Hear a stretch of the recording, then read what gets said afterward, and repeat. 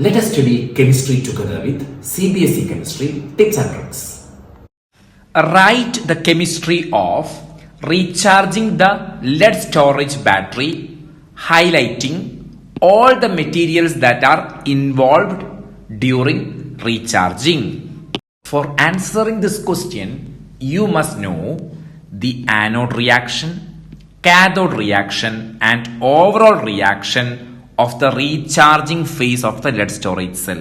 If you know these three equations, then it is very easy. You can check what all are happening. At anode, you can see PbSO4 is undergoing oxidation so that we are getting PbO2.